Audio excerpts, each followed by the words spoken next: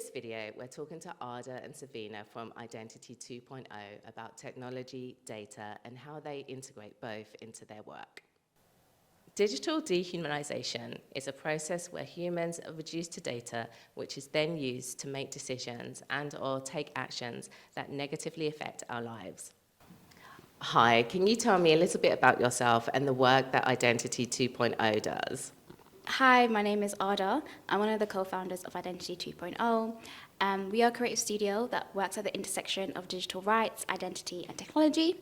Savina is my co-founder. Hi, nice to be here. Our work largely explores what it means to exist online and what our relationship is with technology. So we produce works independently and with clients to really explore this relationship, all the pros, all the cons, and what it kind of means in today's society. When did you start and how did you start? So we started late 2018 is when we first launched Identity 2.0, and we launched with a feature manifesto, and that was 7 ways we wanted to see our data to be treated in the future. It was a passion for both Savina and I. We were both working, we had just came out of uni, we were in our first jobs, and we were in tech spaces individually, and we were coming across these type of conversations around people existing online. GDPR was coming out, and there was a lot of talk around that, and we were really frustrated that not everyday people were involved in these conversations, and not everybody understood what was going on, but everybody would be impacted because everyone has a digital identity, right?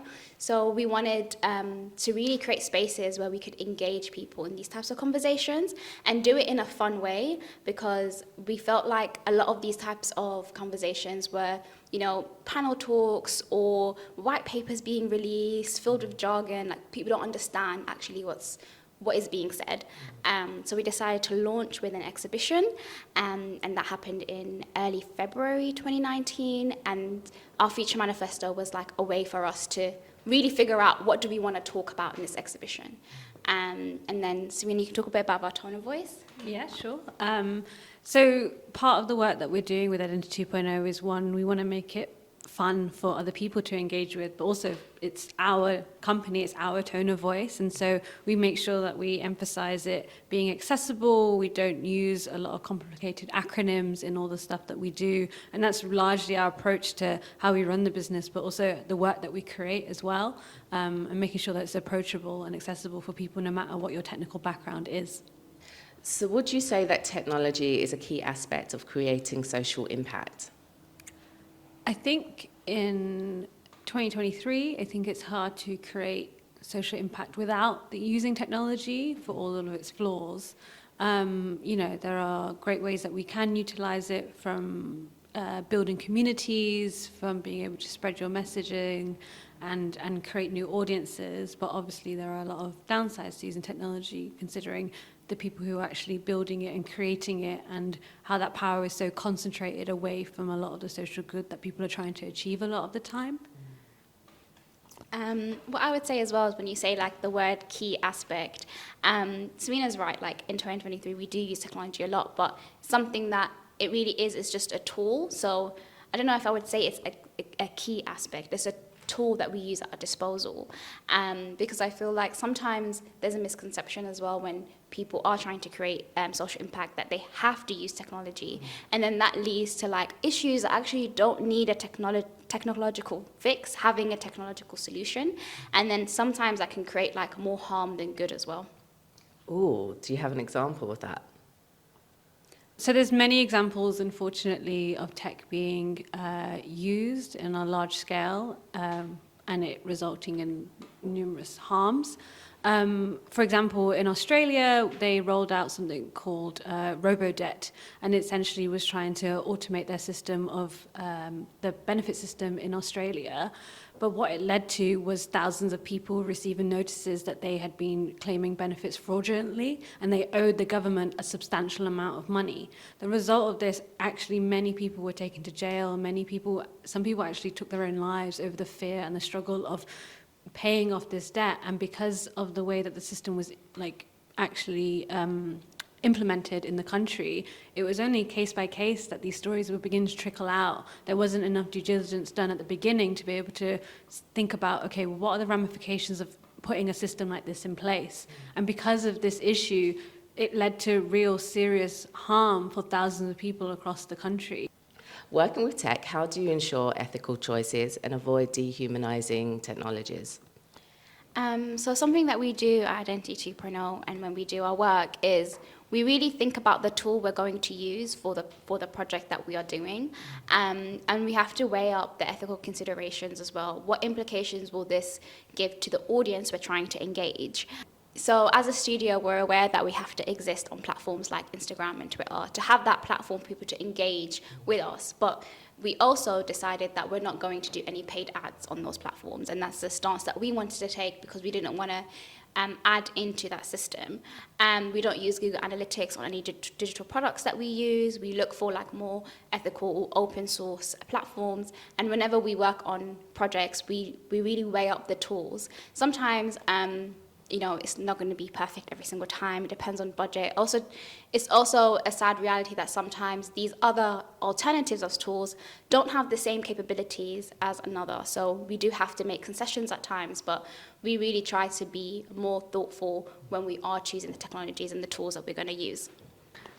So when it comes to ethical considerations in kind of building and thinking about technology, I think there has to be a slower process that it comes with. The phrase break things and move fast has kind of led Silicon Valley down this path of like immense harm, because when you break things, you inevitably, trying to put them back together again, and you are going to cause harm because of that.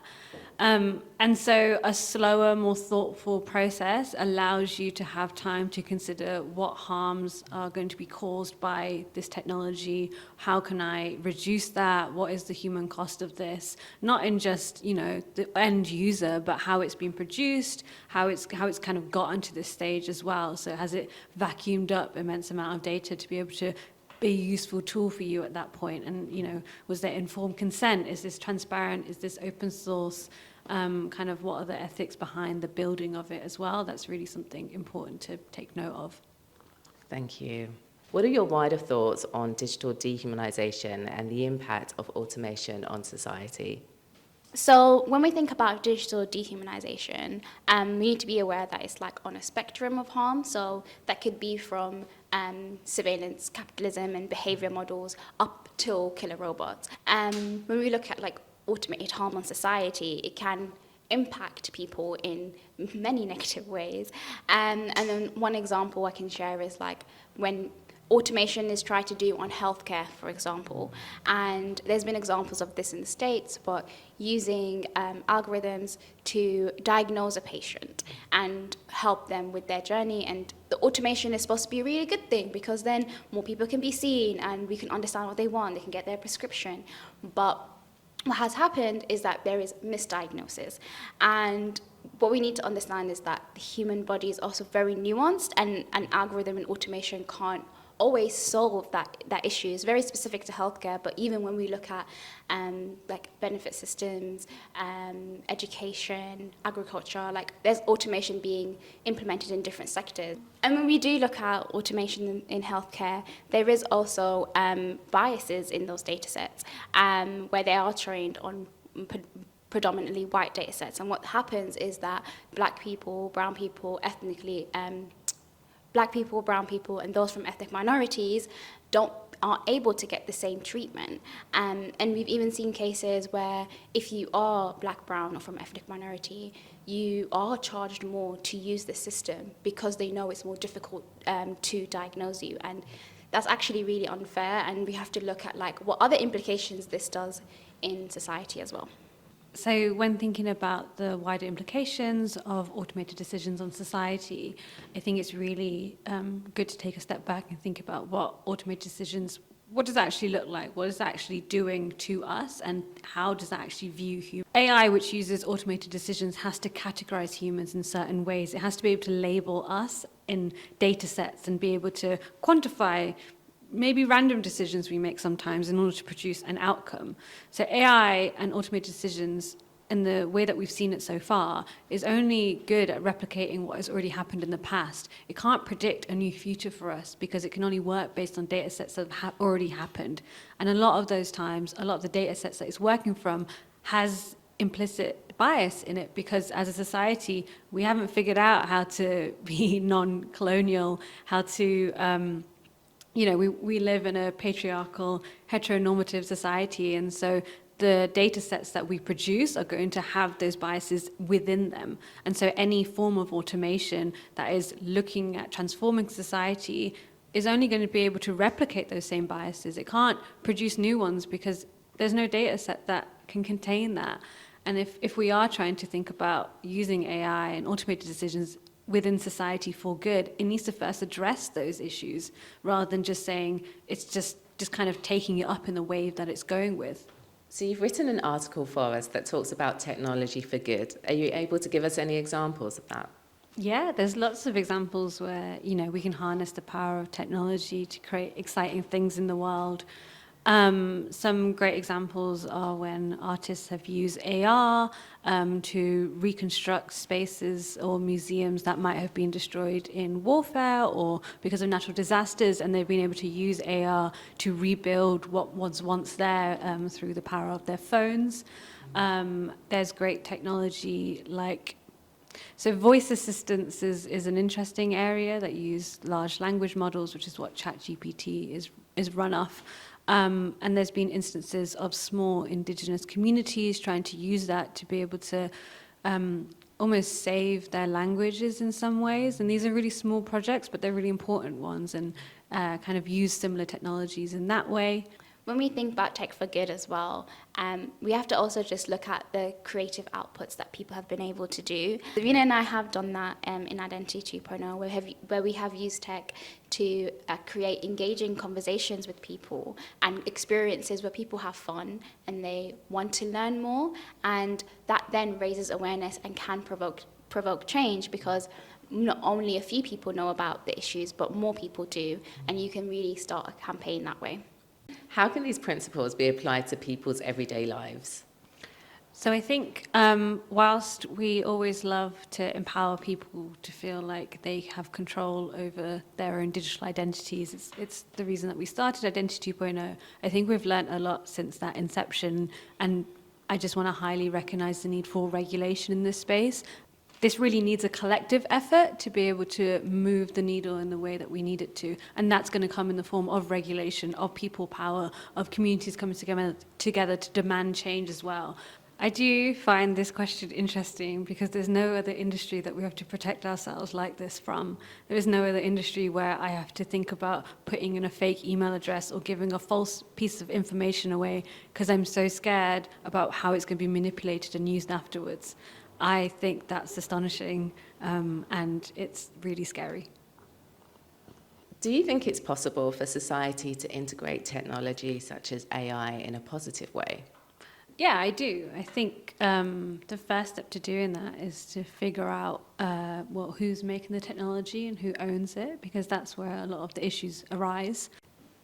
So I think public digital infrastructure is a good way to address a lot of the harms that we see. If you saw something like Facebook being owned for and used for the public good rather than for private shareholders, I think then you'd have a level of transparency, a level of regulation, a level of community control and input that we just don't see at the moment. And so I do think it is possible to use technology for good, but I just think we have to transform the way it's currently being built. I think that's a really important step for us to take. I think with this question, I think also we have to accept that sometimes the answer is going to be no. Some technology will just not be beneficial to society. Like, for example, there are people campaigning against the absolute use of facial recognition technology, and there are some places in the world where that is being completely banned because there's never been a case for it where it can seem to improve the lives of their citizens. And so sometimes the decision just has to be made that absolute no, this is just never going to work in any scenario, and that's the future that we have to really consider and grapple with. So if you want to take action to stop killer robots, the first thing you can do is like, share, and subscribe to these videos. It really helps get us out there. If you want to know more, visit stopkillerrobots.org/take- to sign our petition or contact your political representative.